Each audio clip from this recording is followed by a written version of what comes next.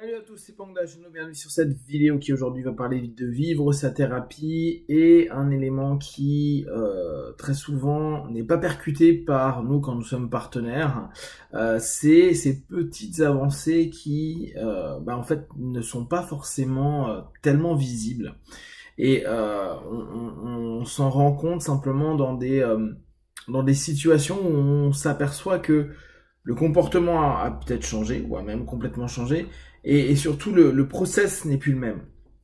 Et c'est quelque chose qui est toujours euh, intéressant à percuter parce que selon les systèmes d'accompagnement qu'on suit, on peut s'attendre à parfois un changement rapide. Puis on s'aperçoit que il y a pas de modification rapide. On se dit bah la méthode n'est pas bien ou le praticien n'est pas bien, etc.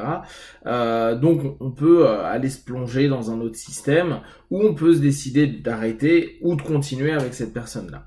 Ce qui est intéressant, c'est que parfois même quand on arrête, on se dit bon bah voilà, ça a servi à rien, j'ai fait 3, 4, 5 séances d'hypnose, on m'avait dit qu'en 2-3 séances c'était ok, et là j'ai pas de feedback intéressant, donc j'arrête, c'est soit l'hypnose ne marche pas sur moi, soit le praticien n'est pas adapté à moi, soit X et Y raison qu'on peut se trouver.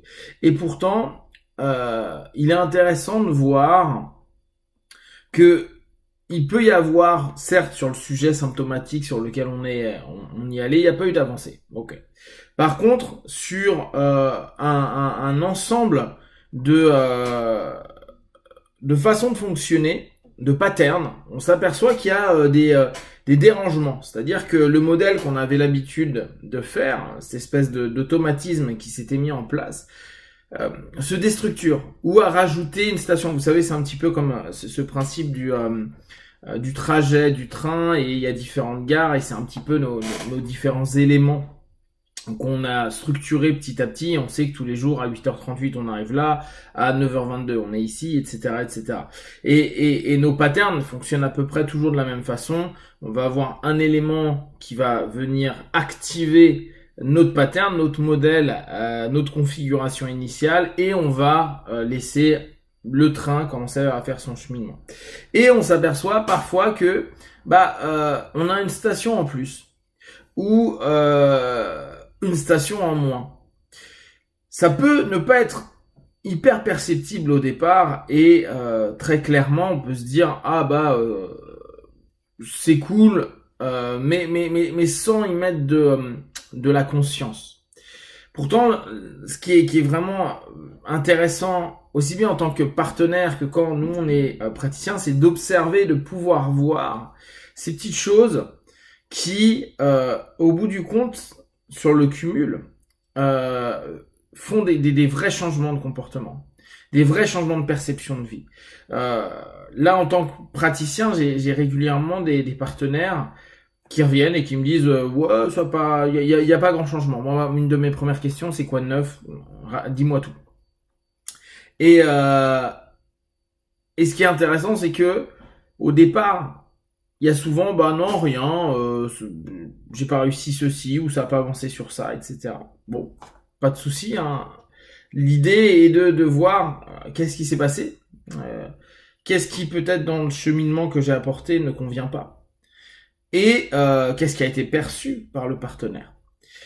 Et il arrive très souvent que, au fur et à mesure du questionnement, de la questionnosophie, le partenaire commence à dire ah oui non mais ça je l'ai plus, en tout cas c'est pas revenu depuis X séances ou c'est pas revenu depuis X mois.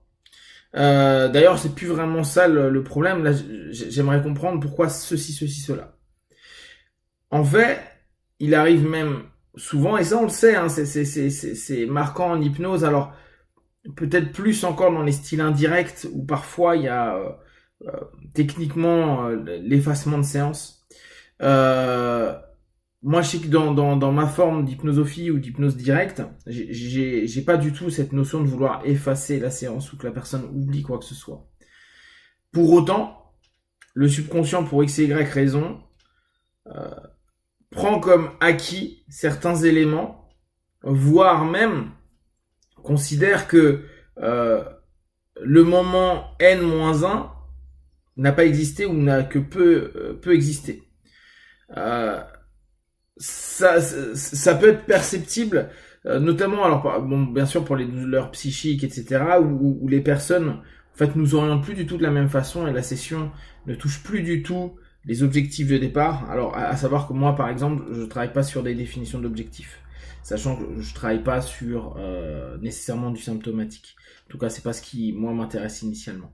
Euh, mais je me souviens, moi, l'avoir eu pour des personnes avec des douleurs physiques qui, au bout du compte, revenaient sur des sessions et me parlaient d'autres douleurs, mais plus de la douleur initiale, ou voire même des douleurs invalidantes qui ont été là pendant plusieurs années, et se rendre compte que la personne ne nous en parle même pas. C'est-à-dire qu'il nous parle d'une autre douleur, parce que une douleur qui n'est plus présente a peut-être laissé place à une douleur qui était sous-jacente.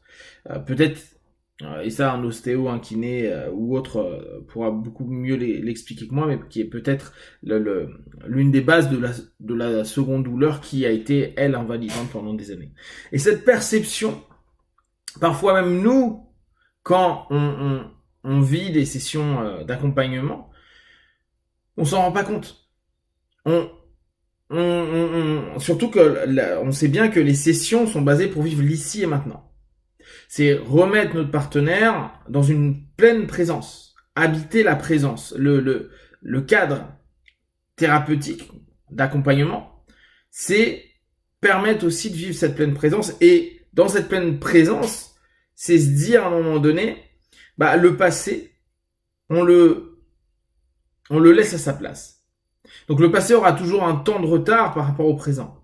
Et dans cette notion-là, la perception de ce qui a été, de par, ne serait-ce que par l'accompagnement que vous proposez, qu'importe l'accompagnement, va parfois interrompre un pattern, ou, comme je vous disais, modifier le pattern d'une manière ou d'une autre.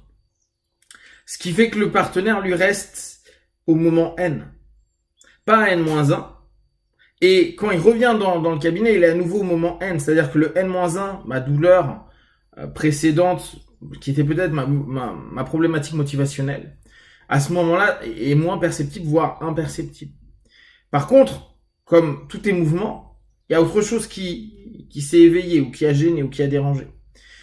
Donc, c'est toujours très intéressant, nous, en tant que partenaires, quand nous, on va suivre nos thérapies, suivre nos accompagnements, etc., de se poser des questions par rapport à, ok, initialement, ma problématique, c'était quoi? Si votre problématique, elle a changé, elle s'est modifiée, c'est-à-dire que vous vous dites, ah mais non, en fait, c'est plus vraiment ça qui m'ennuie, ou même le symptôme ne s'exprime plus de la même façon, c'est intéressant de se dire, ah mais en fait, il y a eu quelque chose. Il se passe quelque chose. Le il y a eu, c'est moi en tant que partenaire, je vis quelque chose. En conséquence de, oui, certainement de l'accompagnement, et puis d'autres éléments de la vie, et puis de vos réflexions, et puis votre cheminement interne, etc.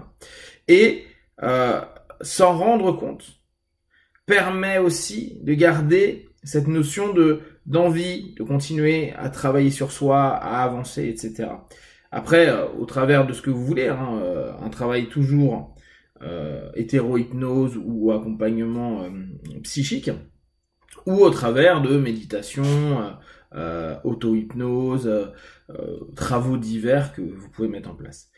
L'importance de conscientiser les mouvements, c'est de nous permettre en tant que partenaire de nous rendre compte que le chemin qu'on prend n'est pas forcément un chemin qui n'a pas de sens, ou en tout cas n'est pas simplement que cette espèce de gros objectif au loin, et que peut-être que ce gros objectif au loin va être complètement travaillé ultérieurement, parce qu'on aura décidé, et pensez bien que c'est nous en tant que partenaire, vous en tant que partenaire, qu'à un moment donné, de par le travail que vous faites avec votre praticien, aura réorienté le cheminement que vous avez initialement mis en place, initié.